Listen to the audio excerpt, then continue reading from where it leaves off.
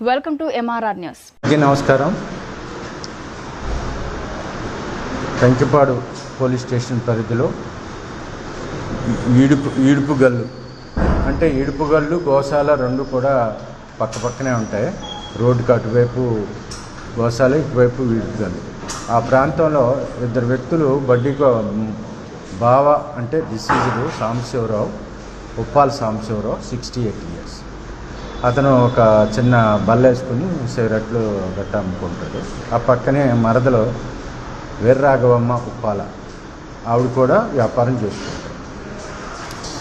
ఈ సందర్భంలో 17వ తారీఖు సాయంకాలం అక్కడ మట్టి సర్దుకోవటం, ఆ బిజినెస్ చేసుకునే చోట అనీవెన్గా ఉండటం వల్ల వీర్రాఘవమ్మ విడో, భర్త లేడు, వాళ్ళ తమ్ముడు మరియు అల్లుడు కూడా ఈ శ్రీను, బోలెం శ్రీను, అతను తండ్రి పేరు గోపాలం, బట్లపల్లి నుంచి వచ్చాడండి.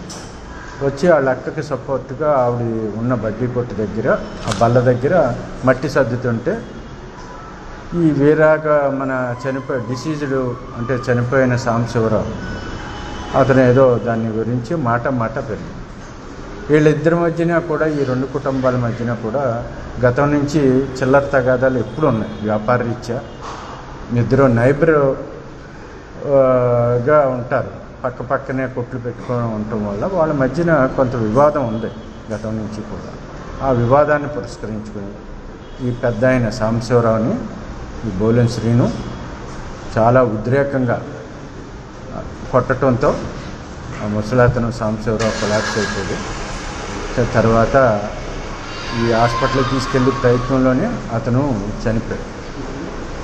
దీని మీద 17వ తారీఖు అదే రోజు రాత్రి మర్డర్ కేసు కట్టి దాని మీద దర్యాప్తు మన కనుమలూరు ఇన్స్పెక్టర్ గారు, కంకిపాడుకి ఇన్ఛార్జి కాబట్టి నామాల వెంకటనారాయణ గారు దర్యాప్తు చేశారు. దర్యాప్తు చేసి నిన్న ముద్దాయి బోలెం శ్రీను, తండ్రి పేరు గోపాలం, ఇతనిది బట్లపల్లి మర్రి, ఇతన్ని అరెస్ట్ చేయడం జరిగింది. ఈ మధ్యన